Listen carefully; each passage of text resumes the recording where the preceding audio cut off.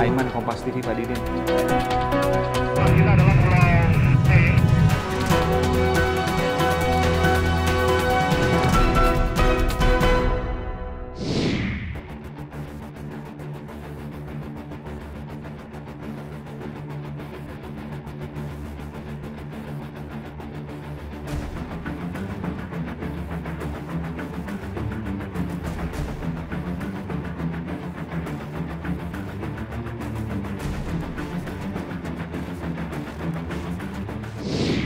Saudara, seberapa besar pengaruh media sosial dan adakah perubahan preferensi suara pemilih dari Jokowi ke Prabowo atau sebaliknya Prabowo ke Jokowi? Saya sudah bersama dengan Indonesia New Media Watch, Agus Sudibyo. Mas Agus, terima kasih. Saya ingin tanya, kemarin itu kalau kita lihat tidak ada yang sempurna, memang tidak ada yang sempurna ya. Ada kemudian setelah disampaikan baik oleh Pak Jokowi maupun oleh Pak Prabowo, setelah dicek datanya salah. Anda juga melihat hal yang sama? Betul. Iya. Beberapa kami juga telah tampilkan sebelumnya. Tapi saya ingin tanya, kalau seandainya seperti itu, berubahkah preferensi pemilih atas data salah itu? Kalau yang sudah mempunyai preferensi politik ke Prabowo, dia tidak akan berubah. Dari debat? Dari debat apapun dia akan tetap memilih Prabowo. Bagaimana dengan Pak Jokowi? Sama. Jadi orang-orang yang sudah punya preferensi politik ke Jokowi juga tidak akan berubah gara-gara debat itu. Nah, masalahnya adalah yang pro Prabowo maupun yang pro Jokowi ini masing-masing tidak cukup untuk memenangkan Pilpres. Jadi presentasi ya dari kan kalau lihat survei kan Pak Jokowi 53, Pak Prabowo 30-an ya, 35, 30. Betul. Gitu. Itu kan artinya sudah terbentuk. Betul, 53% memilih Pak Jokowi itu harus dikategorikan dalam dua, strong supporter dan soft supporter. Jadi strong supporter itu orang yang loyal ya. Nggak mungkin pindah lah gitu. Tidak mungkin pindah. Sementara yang perlu kita antisipasi adalah soft supporter. Jadi orang yang sudah memilih Prabowo atau memilih Jokowi tetapi bisa berubah pikiran. Nah, itu ditambah dengan undecided voter, jadi para pemilih yang belum menentukan pilihan, itu jumlahnya 44%. Besar sekali. Besar sekali. Jadi Anda saudara mau mengatakan bahwa ini survei dari? Ini survei dari Kompas, survei dari LSI, Lingkaran, dari beberapa survei Anda kumpulkan ya? Semuanya begitu. 44% pemilih yang ada saat ini adalah pemilih yang masih bisa berubah. Entah itu Jokowi ke Prabowo atau sebaliknya Prabowo ke Jokowi. Sehingga atau yang belum menentukan pilihan. Dan yang belum menentukan pilihan masuk di situ. Ya. Dan siapapun yang bisa merebut ini, maka dialah yang keluar dari pemenang. Betul, betul. Itu. Ya, besar sekali ya? Betul, besar. Jadi kalau dikatakan Pak Jokowi itu 53%, artinya 53% dikurangin sekian, bisa jadi jauh di bawah itu. Jadi 53% dikurangi kira-kira 15%. 15%? 15%. Oke, besar sekali. Jadi 15%, 15-17% para pemilih yang memilih Jokowi atau Prabowo itu bisa berubah pilihannya. Itu kalau dijumlahkan ke jumlah pemilih lebih dari 20 juta orang itu? Betul. Jadi kalau digabung dengan undecided voter itu kira-kira 44-47%. Oke. Dan itulah yang seharusnya kalau ada debat capres, yang ada di pikiran tim sukses itu bukan untuk memperkuat pendukung loyalis masing-masing, tapi untuk memperebutkan ini. Jadi pemilih yang di tengah-tengah dan galau ini.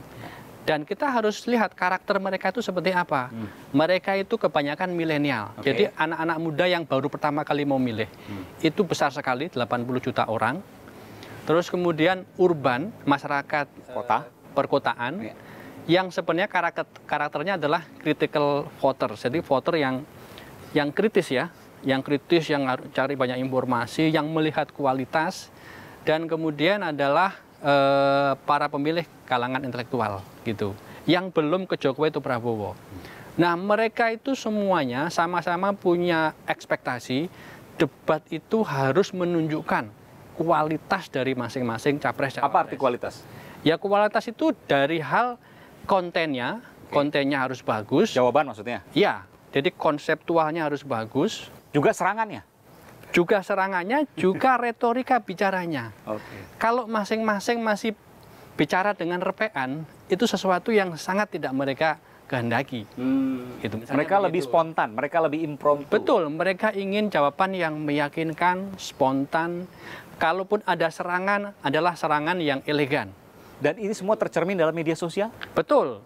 Kalau kita baca media sosial hari ini, Anda mengamati ya? Hari ini gitu, banyak sekali kekecewaan terhadap kedua kubu dan juga terhadap debat itu sendiri.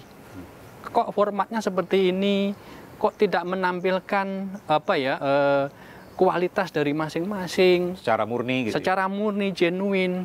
Kok tidak Pak Prabowo, Pak Jokowi, Pak Ma'ruf, Pak Sandi tidak muncul sebagai dirinya sendiri, tapi sebagai orang-orang yang diformat oleh sebuah tim dan kemudian tidak menunjukkan dirinya sendiri dan juga menunjukkan kualitas gitu ya. Jadi saya kira ini debat kedua itu tantangannya, Mas, sekali lagi bukan bagaimana menampilkan diri di depan pendukung loyalnya, tapi bagaimana menampilkan diri di hadapan pemilih galau tadi itu tadi. Gitu. 5-6% data yang kemudian diperoleh oleh Bank Kompas pada debat 2014 kemarin yang bisa berubah. 5-6% kurang lebih sekitar 10 juta orang. Akankah itu kemudian terjadi pada debat di tahun 2019? Apa syaratnya? Sangat tergantung apakah debat kedua, ketiga, keempat itu bisa lebih bagus nggak dari yang kemarin ya. Lebih bagus dulu kalau kita elaborasi, kita bedah apa saja yang harus lebih bagus? Format debatnya harus diperbaiki. Cara menjawab dari setiap kandidat itu harus juga diperbaiki.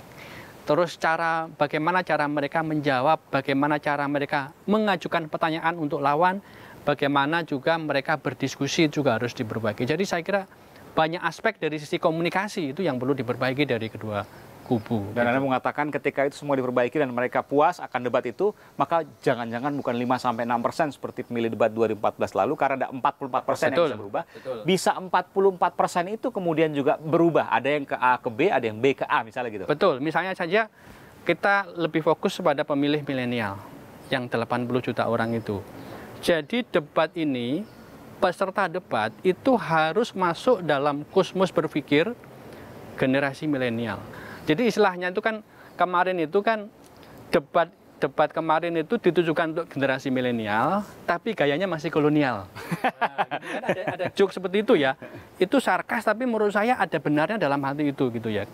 Sudah pasti kedua kubu itu harus memperebutkan suara generasi milenial, tapi yang mereka munculkan itu adalah sebuah representasi yang jauh dari kosmos berpikir, harapan, ekspektasi, bahkan bahasa milenial itu sendiri. Oke. Gitu. Jadi buatlah nanti ketika debat, baik penyelenggara maupun peserta debatnya, Pak Jokowi, Pak Ma'ruf, Pak Prabowo, Pak Sandi, yang kemudian berfokus pada milenial. Betul. Karena jangan sampai kemudian terjadi seolah-olah berfokus milenial, tapi gayanya kolonial. Dan harus diingat, sebenarnya generasi milenial, menurut beberapa survei, itu generasi yang istilahnya tuh less komitmen terhadap politik. Mereka sebenarnya nggak begitu suka politik. Jadi kalau mereka itu menggunakan internet, sosial media, itu bukan untuk membaca politik, tapi untuk rekreatif, untuk inovasi, macam-macam. Jadi lucu-lucuan lah gitu ya? Lucu-lucuan gitu ya, atau kreatif. Makanya kemarin Nur Hadi Aldo itu menjadi sangat populer seketika. Betul, jadi tantangannya adalah bukan hanya bagaimana menampilkan kualitas konseptual masing-masing, tapi juga bagaimana konsepsi ini itu relevan dengan dunia milenial. Terakhir saya ingin Anda menjawab pertanyaan saya terkait dengan prediksi. Apakah prediksi Anda perubahan suara pemilih pada 2014 akan lebih kecil dibanding 2019? 2019 akan lebih besar karena Anda katakan tadi masih 44% yang mungkin berpindah pilihan. Apakah pasca debat kelima nanti, debat terakhir, akan banyak berubah lebih dari 6% seperti yang terjadi pada 2014? Nah, debat ini bukan satu-satunya variabel. Masih ada kampanye di media sosial, masih ada kampanye pengerahan massa. Jadi debat itu harus dikombinasi dengan lokus-lokus kampanye yang lain sehingga kita bisa kemudian dia memberikan kontribusi terhadap perubahan atau sebaliknya. Baik, kita tunggu nanti debat selanjutnya apakah nanti sesuai dengan apa yang dituju, ya ini kalau milenial, urban, ya perkotaan maksudnya, dan juga kalangan menengah, kelas menengah.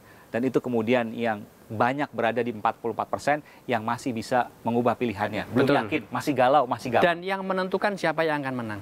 Dan menentukan siapa nanti yang akan menang untuk jadi presiden dan wakil presiden 2019. Betul. Terima kasih dari Indonesia New Media Watch, Mas Agus Sudibyo telah memberikan informasi di program Aiman. Terima kasih, Mas. Dari preferensi Anda, dari pengamatan Anda, siapa yang paling unggul atau siapa yang cenderung unggul pada debat pertama kemarin? Halo, saya Aiman Wicaksono. Ikuti terus video-video Aiman di channel YouTube Kompas TV. Tapi jangan lupa langganan dong, gratis kok. Klik subscribe dan tombol notifikasi supaya nanti kalau ada video baru bisa dikasih tahu. Gratis.